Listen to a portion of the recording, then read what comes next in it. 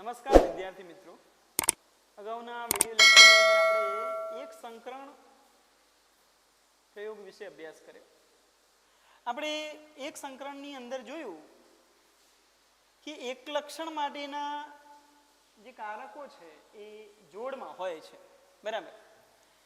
તો અહીંયા એક જ લક્ષણ માટેના જે કારકો જોડમાં હોય છે, આ જોડમાં રહેલા કારકો જો સમાન હોય, બરાબર, સમાન હોય તો આપણે એના માટે શબ્દ વાપરીએ છીએ સમયુગ્મી.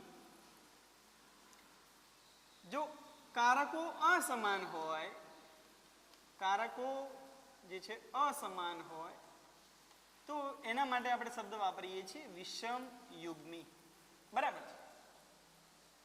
કારકો જેને અત્યારે આપણે જનીન તરીકે ઓળખીએ છીએ, બરાબર, જે ચોક્કસ લક્ષણ માટે જવાબદાર ઘટકો છે એને આપણે કારકો કહીએ છીએ. એ વખતે મેન્ડલને એમને કારકો કહ્યા હતા, બરાબર. અત્યારે જેને આપણે જનીનો તરીકે ઓળખીએ છીએ. મિત્રો, અહીંયા જ્યારે બે અસમાન કારકો એકબીજા સાથે જોડાય છે, એટલે કે કેપિટલ ટી અને સ્મોલ ટીની જ આપણે વાત કરીએ, તો બે પૈકીનું માત્ર એક જ કારક અભિવ્યક્ત થાય. તમે જોઈ શકો છો અહીંયા એક જ કારક, ધારો કે ઊંચાઈ માટેનું કારક એ કેપિટલ ટી છે, જ્યારે નીચે અભિવ્યક્તિ માટેનું કારક એ સ્મોલ ટી છે. પણ આ બંને જ્યારે ભેગા થયા, કેપિટલ ટી સ્મોલ ટી, ત્યારે બધા જ છોડ ઊંચા પ્રાપ્ત થાય. એનો અર્થ એવો થાય કે એક જ કારક અભિવ્યક્ત થયું. કયું? ઊંચાઈ માટેનું જે કારક છે એ અભિવ્યક્ત થાય છે. તો જે કારક અભિવ્યક્ત થાય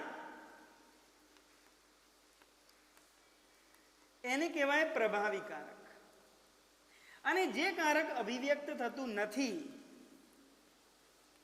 અભિવ્યક્ત થતું નથી, એને કહેવાય પ્રચ્છન્ન કારક. પ્રચ્છન્ન, બરાબર. તો એક પ્રભાવી અને એક પ્રચ્છન્ન થશે. તો મિત્રો, અહીંયા આપણે જોઈએ તો સમયુગ્મીમાં પાછા બે બાબત આવશે. જો બંને પ્રભાવી કારકો ભેગા થશે તો આના માટે આપણે શબ્દ વાપરીશું સમયુગ્મી પ્રભાવી. અને બે જો પ્રચ્છન્ન કારકો ભેગા થાય તો એના માટે આપણે શબ્દ વાપરીશું સમયુગ્મી પ્રચ્છન્ન. અને વિષમ યુગ્મીમાં બે અસમાન કારકો હશે, જે આ જે કેપિટલ ટી સ્મોલ ટી છે એ વિષમ યુગ્મી છે એમ કહી શકાય. તો અહીંયા આપણે કસોટી સંકરણની વાત કરવી છે. તો કસોટી સંકરણને સમજવા માટે આ શબ્દો સમજવા પણ જરૂરી છે, બરાબર. હવે ગાણિતિક સંભાવનાના પ્રયોગ દ્વારા જનીન પ્રકાર પ્રમાણની ગણતરી કરી શકાય છે, બરાબર. પરંતુ પ્રભાવી લક્ષણના આધારે જનીન પ્રકાર કયો છે કહી શકાય નહીં. પ્રભાવી લક્ષણ એટલે કયું? અહીંયા ઊંચાઈની અભિવ્યક્તિ છે એ પ્રભાવી લક્ષણ થશે, બરાબર છે.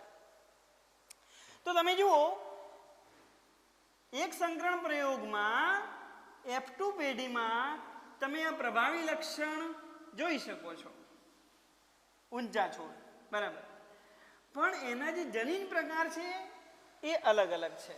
તો અહીંયા કેપિટલ ટી સમયુગ્મી પ્રભાવી હોય તો પણ ઊંચા છોડ પ્રાપ્ત થાય છે, અને કેપિટલ ટી સ્મોલ ટી વિષમ યુગ્મી હોય તો પણ ઊંચા છોડ પ્રાપ્ત થાય છે, બરાબર. તો માત્ર પ્રભાવી લક્ષણના આધારે આપણે એનો જનીન પ્રકાર નક્કી ન કરી શકીએ. તો એના ઉપરથી આપણે કસોટી સંકરણની વ્યાખ્યા કરીએ કે F2 પેઢીમાં રહેલા પ્રભાવી લક્ષણનો જનીન પ્રકાર નક્કી કરવા માટેની જે સંકરણ કરવામાં આવે છે એને આપણે કસોટી સંકરણ કહીશું, બરાબર છે. એટલે કે F2 ના ઊંચા છોડના જનીન પ્રકારનું નિર્ધારણ, F2 ના ઊંચા છોડના જનીન પ્રકારનું જે નિર્ધારણ છે, એટલે કે જનીન પ્રકાર નક્કી કરવા માટે મેન્ડેલે F2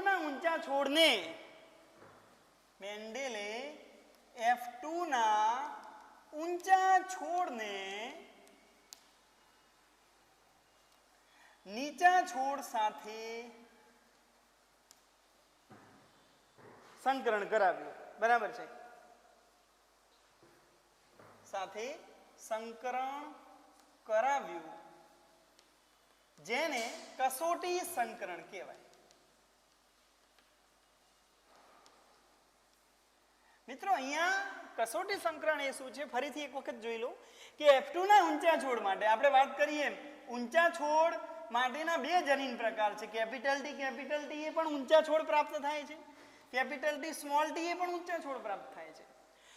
તો હવે જે કઈ છોડ સંતતિ ઉત્પન્ન થાય છે એ સમયુગ્મી પ્રભાવી છે કે વિષમયુગ્મી છે એ નિર્ધારણ કરવા માટે એને શું કર્યું તો ઊંચા છોડને નીચા છોડ સાથે સંકરણ કરાવ્યું અને એના આધારે એને સમયુગ્મી જે ઊંચા છોડ પ્રાપ્ત થાય છે એનું જનીન બંધારણ સમયુગ્મી પ્રભાવી છે કે વિષમયુગ્મી છે એ નક્કી કરી શકાય. માટે આને આપણે કસોટી સંકરણ કહીએ છીએ. અહીં કસોટી કરવામાં આવે છે અને એના આધારે જે જનીન પ્રકાર છે કેપિટલ ટી છે કે કેપિટલ ટી સ્મોલ ટી છે એ નક્કી થાય છે. તો આપણે અહીંયા જોઈએ કઈ રીતે મેન્ડેલે કામ કર્યું છે. તો જે ઊંચા છોડ છે એના માટેની બે જનીન પ્રકાર છે, કેપિટલ ટી અને બીજું કેપિટલ ટી સ્મોલ ટી. આ જે ઊંચા છોડ છે એનું સંકરણ એ નીચા છોડ, ખાસ ધ્યાન રાખજો, સમયુગ્મી નીચા છોડ સાથે જ્યારે એનું સ્વફલ એટલે કે સંકરણ કરાવવામાં આવ્યું સ્મોલ ટી, બરાબર છે, તો જે બીજ પ્રાપ્ત થયા બરાબર F2 પેઢીમાં બરાબર એમાંથી એ બધા જ ઊંચા છોડ માટેના હતા. હવે એ ઊંચા છોડનો જનીન પ્રકાર કેપિટલ ટી છે કે કેપિટલ ટી સ્મોલ ટી છે એ નક્કી કરવા માટે એને શું કર્યું તો નીચા છોડ સાથે એને સંકરણ કરાવ્યું. બરાબર, તો અહીંયા પણ આપણે લખીશું સમયુગ્મી નીચા છોડ જેનું જનીન બંધારણ શું થશે સ્મોલ ટી. આ આપણે એક પુનેટ સ્ક્વેર દોરીએ છીએ. ઓકે, તો હવે તમે જુઓ અહીંથી બે પ્રકારના જન્યુઓ બને છે, કેપિટલ ટી, અહીંથી બે પ્રકારના જન્યુઓ બને છે સ્મોલ ટી. તો અહીંયા શું થશે કેપિટલ ટી, સ્મોલ ટી. અહીંયા જોઈએ તો કેપિટલ ટી, સ્મોલ ટી. અહીંયા જોઈએ તો કેપિટલ ટી, સ્મોલ ટી. અહીંયા આપણે જોઈએ તો કેપિટલ ટી, સ્મોલ ટી. એટલે બધા જ છોડ કેવા પ્રાપ્ત થાય છે ઊંચા. કહેવાનો મતલબ એવો થાય કે જો આનું પરિણામ બધા જ છોડ ઊંચા પ્રાપ્ત થાય એટલે કે જે ઊંચા છોડનું કસોટી સંકરણ સમયુગ્મી નીચા છોડ સાથે કરાવવામાં આવે અને બધા જ છોડ જો ઊંચા પ્રાપ્ત થાય તો એનું મતલબ એવો થયો કે અહીં જે જનીન પ્રકાર છે ઊંચા છોડનો જે જનીન પ્રકાર છે એ કેપિટલ ટી પ્રકારનો છે. બરાબર, ઓકે. અહીંયા અજ્ઞાત જનીન પ્રકાર લખી શકાય. બરાબર, જનીન પ્રકાર કહે તો હશે કેપિટલ ટી. ક્યારે? જ્યારે આ કસોટી સંકરણ થયું અને બધા જ છોડ ઊંચા પ્રાપ્ત થયા તો એનો મતલબ કે એનો જનીન પ્રકાર શું થશે કેપિટલ ટી. બરાબર, અહીં આપણે જોઈએ સમયુગ્મી પ્રચ્છન્નમાં બે સમાન પ્રકારના જન્યુઓ બને છે પણ અહીંયા બે અલગ પ્રકારના જન્યુ બને. એક કેપિટલ ટી જન્યુ બનશે, બીજો સ્મોલ ટી બને છે. તો અહીં તમે જુઓ આ ખાનામાં શું આવશે કેપિટલ ટી, સ્મોલ ટી. આ ખાનાની વાત કરીએ તો કેપિટલ ટી, સ્મોલ ટી. અહીંયા આપણે જુઓ તો સ્મોલ ટી અને આ ખાનામાં સ્મોલ ટી આવશે. તો તમે જુઓ અહીંયા આ છોડ કેવા હશે ઊંચા, આ પણ કેવા હશે ઊંચા. સ્મોલ ટી એટલે કેવા છોડ બનશે નીચા આ પણ કેવા છોડ બનશે? નીચા. એનો મતલબ શું થયો કે આનું પરિણામ કેટલું પ્રાપ્ત થાય છે કે બે છોડ ઊંચા અને બે છોડ નીચા, એટલે કે એમ કહી શકાય 1:1 પ્રમાણ પ્રાપ્ત થયું. કસોટી સંકરણનું પ્રમાણ કેટલું પ્રાપ્ત થાય? 1:1. એનો મતલબ કે 50% છોડ ઊંચા અને 50% છોડ નીચા. બરાબર. જો આવું પરિણામ પ્રાપ્ત થાય, ઊંચા છોડનું સમયુગ્મી નીચા છોડ સાથે જ્યારે સંકરણ કરવામાં આવે અને પરિણામ 1:1 પ્રાપ્ત થાય, એટલે કે 50% છોડ ઊંચા 50% છોડ નીચા એવી રીતે પ્રાપ્ત થાય, તો એનો મતલબ કે આ જે જનીન પ્રકાર છે એ વિષમયુગ્મી છે, એટલે કે કેપિટલ ટી સ્મોલ ટી છે. તો મેન્ડેલે એ રીતે F2 પેઢીમાં જનીન પ્રકાર નક્કી કર્યો છે. આ ઊંચા છોડ છે એનો અજ્ઞાત જનીન પ્રકાર કયો છે? કેપિટલ ટી છે કે કેપિટલ ટી સ્મોલ ટી છે? બરાબર. એ નક્કી કરવા માટે કરવામાં આવતા પ્રયોગને કસોટી સંકરણ કહેવાય. અને જેમાં આ ઊંચા છોડનું સંકરણ નીચા છોડ સમયુગ્મી નીચા છોડ સાથે બરાબર કરાવવામાં આવે છે. અહીં આપણે જોઈએ તો ઊંચા છોડનું જ્યારે નીચા છોડ સાથે સંકરણ કરાવ્યું તો એમાં જો પરિણામ બધા જ છોડ ઊંચા પ્રાપ્ત થાય તો એનો મતલબ કે જનીન પ્રકાર કયો છે? સમયુગ્મી પ્રભાવી. બરાબર. અને જો બધા જ છોડ એટલે કે 50% છોડ ઊંચા 50% છોડ નીચા એટલે કે પ્રમાણ 1:1 પ્રાપ્ત થાય તો એનો મતલબ કે જનીન પ્રકાર એ કેવો છે? વિષમયુગ્મી કેપિટલ ટી સ્મોલ ટી. બરાબર. મેં તમને આ આપણે જે એક સંકરણના પ્રયોગમાં ઊંચા અને નીચા છોડનું લક્ષણ હતું એના આધારે આ વાત કરી. બુકની અંદર આ જ ચાર્ટ આવી રીતે આપેલો છે મિત્રો. એમાં જે લક્ષણ છે એ વસ્તુ આ જ છે. લક્ષણ આ રીતે છે: જાંબલી પુષ્પ અને સફેદ પુષ્પ. બરાબર. ઊંચા છોડની જગ્યાએ આપણે જાંબલી પુષ્પ લઈશું અને નીચા છોડની જગ્યાએ આપણે લઈશું સફેદ પુષ્પ. તો ઊંચા છોડ માટેનું કારક કેપિટલ W થશે, જ્યારે નીચા છોડ માટેનું કારક એ સ્મોલ w થી આપણે દર્શાવીએ છીએ. બરાબર. તો આ જ વસ્તુ બુકની અંદર આવી રીતે આપી છે મિત્રો. અહીંયા કન્ફ્યુઝન ન થાય અને સમજવામાં સરળતા રહે એટલા માટે આપણે આ ચાર્ટ દ્વારા તમને સમજાવ્યું છે. આ જ વસ્તુ હું આ જાંબલી પુષ્પ અને સફેદ પુષ્પ સાથે આપણે લઈએ તો મિત્રો અજ્ઞાત જે પુષ્પ છે એનો જનીન પ્રકાર આપણે વાત કરીએ તો અહીંયા બે પોસિબિલિટી છે: કેપિટલ W અથવા તો કેપિટલ W સ્મોલ w. એટલે કે આ સમયુગ્મી પરિસ્થિતિમાં પણ પુષ્પ કેવા બને છે? જાંબલી. જાંબલી એ પ્રભાવી છે. બરાબર. જાંબલી રંગ માટેનું કારક કેપિટલ W પ્રભાવી છે અને સફેદ પુષ્પ માટેનું જે કારક સ્મોલ w છે એ પ્રચ્છન્ન છે. આ વિષમયુગ્મી પરિસ્થિતિમાં પણ જાંબલી પુષ્પ ઉત્પન્ન થાય. તો આ F2 પેઢીમાં જે જાંબલી પુષ્પ ઉત્પન્ન થાય એનો જનીન પ્રકાર આ સમયુગ્મી પ્રભાવી છે કે વિષમયુગ્મી છે એ નક્કી કરવા માટે જે પ્રયોગ કરવામાં આવે એને કસોટી સંકરણ કહેવાય છે. તો તમે જુઓ અહીંયા આપણે સફેદ પુષ્પ જેનું જનીન બંધારણ થશે સ્મોલ w. બરાબર છે. એ જ રીતે અહીંયા આપણે લખીશું સફેદ પુષ્પ માટે સ્મોલ w. જો પેલામાં નીચા છોડની જગ્યાએ સફેદ પુષ્પ કર્યું છે અને સ્મોલ ટીની જગ્યાએ સ્મોલ w કર્યું છે. બરાબર. તો અહીંયા આપણે જોઈએ અહીં જે જન્યુઓ બને છે બે પ્રકારના છે, એટલે કે જન્યુ એક જ પ્રકારના છે. બંને જન્યુઓ સ્મોલ w છે અને અહીંયા જે જન્યુઓ છે બંને એ કેપિટલ W છે.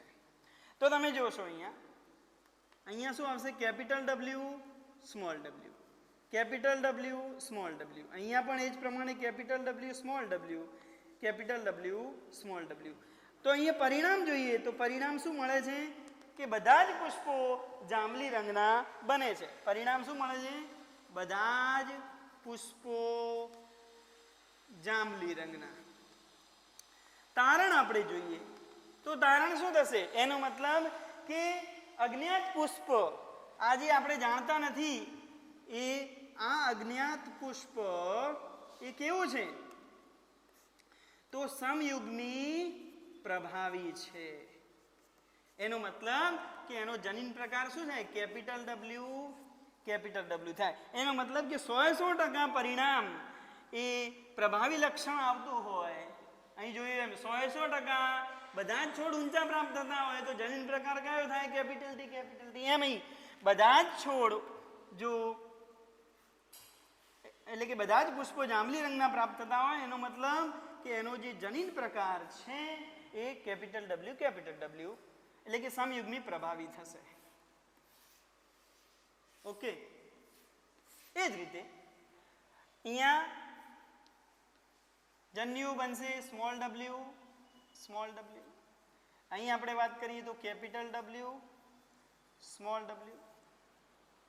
તો અહીં તમે જુઓ કેપિટલ ડબલ્યુ, સ્મોલ ડબલ્યુ, અહીં કેપિટલ ડબલ્યુ, સ્મોલ ડબલ્યુ.